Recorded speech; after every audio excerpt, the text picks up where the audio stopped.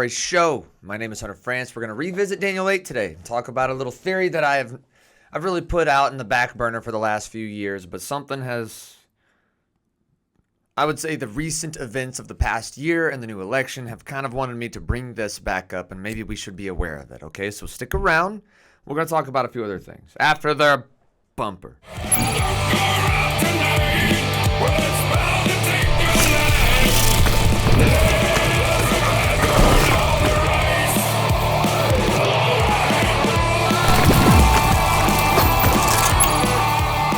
Welcome back, everybody. So, like I said in the opener, we're going to talk about Daniel 8. It's been on my mind for a couple months now. All right, and you'll figure out why. I'm going to go ahead. I'm going to read from Daniel 8. I've done a video on Daniel 8 before, and just to kind of recap what I said, in the video I gave you two theories. I gave you one theory that suggests, and this is like the classical theory, that Daniel 8 is partially fulfilled by Alexander the Great, but once you get to the little horn, it starts to talk about the Antichrist. I also have the second theory, which is that it's all future, and it's based on the verse in Daniel 8 where Gabriel tells Daniel that the vision pertains to the time of the end. And he doesn't delineate, between some of this will be fulfilled and then the rest will be fulfilled later, Daniel. He just says all of it, the vision, is about the end times. And so with that being the case, this new theory, it's not really new, I guess. I didn't come up with it. It's a video. It actually came across my news feed on YouTube, or I guess my YouTube feed, not news feed, YouTube feed. It's a man named Tom Stapelton, and so he presents Daniel 8 from an all-future perspective, so that theory, but his vision his view of it is a little different, and let me talk you through it. So in Daniel 8, it talks about a ram with two horns, and Daniel, we can just go ahead and put the map up here. Daniel is right around this area, and he sees this ram on the canal, the Ulay Canal, or right there north in the Persian Gulf. So here's the ram. It's got two horns, with one being longer than the other. Now, they're both long, but one is longer.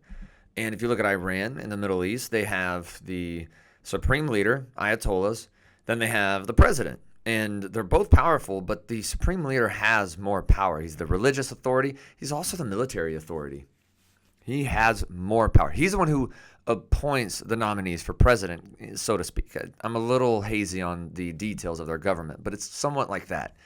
Well, in the video, I present the goat as Turkey. And I said, well, Turkey is I call him a fake democracy. They have a president by title, but he's really not a president. He has usurped the power in Turkey. It's more of a regime. And they have multiple leaders, right, with one main leader at the top. But Tom Stapleton, and to be honest, and I suggest everyone go watch it. It's a really good video, and he makes a solid case in most ways. But he says he believes the ram is all of Islam, and this is where I think he takes it a little too far. He believes that Islam's going to be completely eradicated before the coming of the Antichrist. And I don't think that's the case at all. Actually, again, as I mentioned, I believe Iran would actually be the ram, because a lot of times when you see these animals, they represent, in these visions anyway, they're not allegory. Some people confuse that. They're symbolic of actual nations or kingdoms, and they could be coalitions. And sometimes when they have more than one horn, they can have more than one leader, or it could be multiple nations, which is also multiple leaders, and they can be synonymous. So Jesus comes around, and everywhere he went, he was saying things like, the kingdom is near you. The kingdom is here. And people can look at that a number of different ways, but let me just say this. Everywhere the king goes, the kingdom goes. So now, as Christians, we are ambassadors of Christ. So the kingdom is still here through us, and his spirit operates in us and through us and around us. But there is a literal, the king himself is literally coming back and will establish a literal kingdom on the earth. And wherever he goes, the kingdom goes. So wherever Donald Trump goes, for example, President-elect Donald Trump or President Joe Biden, wherever these guys go, America, you can pretty much say America is on the ground in this area. Well, the goat, so here's where I think maybe he actually might be onto something, okay? I'm going to be fair. Let me show this here. So here's a map of NATO, because he suggests that the goat is actually NATO. And from what I could understand, I only watched it one time, but he would say the prominent horn is America. And he cites things like the goat coming from the west, crossing the entire earth. And I think that's fair. It really is fair. A lot of times when it says earth, it could mean earth dwellers, or it could mean this massive region of land. No doubt the Antichrist will impact the entire globe, but prophecy makes a pretty good indicator that not everyone joins the guy. Egypt goes to war with him as per Daniel, Isaiah, and well, they don't win. People try to stand up against this guy. It's not like the whole world goes in on peace because the guy shows up and he says, "Hey guys, I have an idea, peace in the Middle East." That's really not how it works. So before I even show you this, let me just address a couple things. The misconceptions about the Antichrist. A lot of people believe that he comes in and establishes peace. And then after establishing peace, he establishes a covenant. That's what a lot of people believe. But actually, it's not the case. So in Daniel 9, 26 and 27, and no doubt that Jesus fulfills a lot of Daniel 9. I think this would be like an interim fulfillment, dual fulfillment kind of thing. But we get to Daniel 9, 26, 27, and I want to point this out to you. Everywhere that God's covenants are mentioned in the Old Testament and the New Testament, you see phrases like the covenant or holy covenant. In Daniel 9, 26 and 27, and also in Daniel 11, 22, they're the only two places in the Bible we don't see that. And I might be mistaken here, but there's another word that's even used there. And the indicator is that it's not, because covenant isn't just about God's covenant with Abram. It can be a secular covenant or an agreement, a pact, an accord, if you will. Even a ceasefire can be some sort of an agreement. A covenant, you don't do this, we won't do that. It doesn't actually suggest the holy covenant. And it might be controversial to some, but you go and read the text and go and look up all the times the Bible talks about the covenant or the holy covenant or the covenant I established with your ancestors or the new covenant. This just says he comes in and this is the other thing. He doesn't make the covenant. Jesus showed up and makes a covenant and then confirms it. In Daniel 9, 26 and 27, this individual shows up and strengthens a covenant, which means the covenant was already there. A lot of people think he makes it. He doesn't make a covenant, and he doesn't establish peace. The Bible clearly says, and again, and back to Daniel 11, he shows up during a time of peace, which means peace has already been established. Right now, that's not the case. And backing up, let's go back to Daniel 8 for a second. So back to this goat with the prominent horn coming from the west. Looking on the map, so in my video I talk about Yavon, which is located right here. And yes, because of Turkey, NATO covers that land. And if NATO, really United States, which is somewhat synonymous, if we join in on this, or even if it's not militarily speaking, or we do something that helps out and Iran gets destroyed, I think we need to pay attention. Let me just say that. I think I can get away from the text for a moment. Let me look ahead a little bit. So it is about mid-November. The nation has elected Donald Trump. The House is red. Congress is red. The nation is now pretty much red. And there's all this talk about bringing God back to America, bringing the Bible back to lives. These are all good things. And then establishing peace, standing with Israel, and letting them win the war. And I'm telling you guys, you get rid of Iran and their proxies, you can establish peace in the Middle East. There's a reason the Abrahamic Accords have happened and that Saudi Arabia is actually interested in peace agreements with Israel. They have a common enemy in Iran. The Houthis in Yemen. Yeah, Saudi Arabia, they don't like that very much. Iran's behind that. So you have this alliance coming together in the south that includes all the nations that do not become antagonistic towards Israel in the end times, and you have this coalition somewhat forming in the north between Turkey, Iraq, Syria, and Iran. These are the antagonistic nations in Israel, and maybe I can share this. This is Sudan and Libya. These are also nations mentioned in Ezekiel 38, and they're turning. Sudan being in a terrible civil war that's so unreported, by the way. Turkey, by the way, is in all of these lands, and they're kind of fighting proxy wars there. Keep your eye on Turkey, for real. However, In this vision, when the goat destroys the ram, the horn gets broken off. It says the goat makes itself exceedingly great, and then the horn gets broken off. I wonder about that. Because there's all this talk about peace, as I mentioned before, and I wonder, is this the kind of peace that causes everyone to drop their guard? Let's say you destroy the Ayatollahs, not Iran like the Iranian people, but let's say you get rid of the Ayatollahs. Hezbollah gets decimated. Hamas is gone. The Houthis in Yemen they're defeated, and all of these proxy conflicts cease because the West wins the war. Let's say the Antichrist. So he comes to like an unsuspecting people, and I think that's the type of war and the type of victory that can cause everyone to take a deep breath. Let me give you a historical example of this. So World War I happens. And it was called the war to end all wars. And people really felt like this is the final war. This war is the end of all war because, I mean, everyone experienced it. And so the League of Nations, this is going to be great. And everyone's saying peace. Fast forward about 20 years or so, you have the Great Depression happen. And then out of nowhere comes this little horn from Poland who usurps the German government, manipulates the laws and the times, forces marks like the Star of David or the swastika over an entire continent and gets the entire world caught up in another great conflict.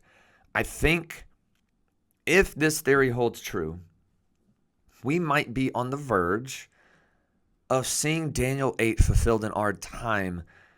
One last thing, and this is the reason I finally decided to share this, because I've been really hesitant. I don't want to be the guy that says that's date setting and then be wrong. I think that's very dangerous, and it can really mislead people and get people very hurt. I'm a post-trib rapture guy, by the way. Post-trib, pre-wrath, raptures after the tribulation. Jesus says at Matthew 24. But even if you're pre-trib, listen to this, because you'll want to know this if you don't already. So Donald Trump, President-elect Donald Trump. Let me decline these cookies real quick. I don't want your cookies. He is elected, let's see. I'm reading this out of I think it's the Jerusalem, one of the Israeli posts. But, look, you can find this on YouTube as well. You can pretty much find this all over the internet if you look, if you just Google it. But in 2018, so he's Donald Trump's nominee for Secretary of Defense is Pete, I think I'm saying this right, Hegseth, said there was no reason a third temple could not be established on the Temple Mount. He said this in 2018. You can go watch the whole speech. I'm just going to read this clip. He goes through 1917, miracle, and this is all in reference towards Israel and the Jews. Miracle. 1948, miracle, and I would agree with this, by the way. 1967, miracle. 2017, the recognition of Jerusalem as the capital of Israel, miracle. That was 7 years ago, and now this man this is what he said. He said, miracle, miracle, miracle, and then he added, I don't know how it would happen. You don't know how it would happen, but I know that it could happen, referencing things going on today. He also appeared to endorse extending Israeli sovereignty to Judea and Samaria. The Golan, no, it's not the Golan Heights. Is that the Golan Heights? West Bank. I know it's the West Bank, which the president-elect once floated as part of his peace plan with the Palestinians, but it was never realized. He's now getting into his second term. This is going to be part of the process. And he said, a step in that process, a step in every process, is a recognition that facts and activities on the ground truly matter. And so he goes on, and he starts talking about the temple, and he says basically that it is possible to establish a third temple on the Temple Mount. Now, that's going to lead a lot of people to speculate, is Donald Trump going to bring about the third temple in Israel? Or at least have a hand in that? Because ultimately that's going to be Israel's decision. It's actually kind of it raised my eyebrows when I realized that. So he also nominated Mike Huckabee. Basically, his entire staff is pro-Israel. And a lot of them are Zionists, and I'm not afraid to say that. Zionism is not a curse word. It's got some different nuances to it for different people, but if I'm a Zionist, I'm basically saying this. Jesus is coming and he's going to fulfill every promise to Israel and he will reign from Jerusalem. I'm a Zionist. So it doesn't mean I agree with everything Israel does, but I don't agree with everything my own government does. So let that be that. But that is what the Messiah will do. I won't get into the rest of this prophecy. I just wanted to present this because Donald Trump electing the staff he's electing and this Secretary of Defense, he's like pro Third Temple in a pretty high, substantial position now in our government. Guys, that's a big deal. It makes me wonder. So let's what can we look for, right, in the coming days? Well, this war with Iran will escalate. It may not be a long war. It may be a few months. I mean, when the U.S. went in the Gulf War against Iraq, it was a short war. It was very short. It was quick. Could happen again. We don't know. It definitely seems like God is pulling in Israel's favor right now. Things are falling into place. The alliances are forming. We can look for Saudi Arabia to join the Abrahamic Accords or like an expansion of those that includes them. We can expect to see a division of the land of Israel. We can expect to see a third temple. This is kind of how we'll know we're in the end times. The fact that they're talking about this openly, high-ranking politicians now in the United States, still really the most powerful military in the world, and I know there's debate about that, but it's still like a champion is a champion until they're not a champion. They have to get removed. All these things together, I think it's time that we become very familiar with the book of Daniel, Daniel 8, 11, and 12, and the book of Revelation, which means I'm going to come back to this in my next video. I'm going to come back to the book of Revelation. We're going to go over the fourth and the fifth seal. The pale horse is where we'll end it. And then we'll go into the rest of the seals. We'll go into the the trumpets, and then the bowls. Then we'll get into some of the parenthetical stuff. We'll talk about, we'll probably go back to Daniel 11. I've done a video on it. I think I'll just do it again, kind of real quickly talk about these parenthetical things. Really zero in on things like the mark of the beast, the false prophet, the Antichrist. I'm going to get into the religion of the Antichrist, and probably, I hate speculating, but I'm going to do it. I'm not going to try to deviate from the Bible. I'm going to really try to stick with the Bible and what's on the ground right now, like I kind of did today. Guys, it's time to pay attention.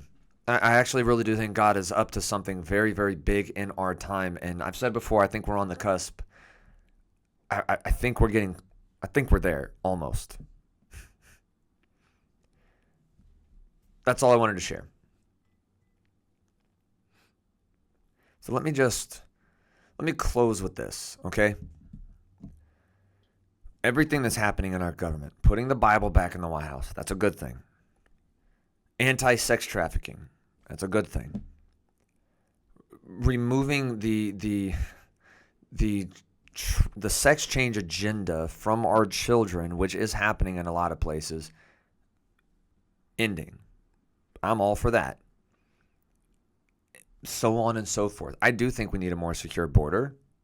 And you'll see why I believe this. I don't want to cause fear,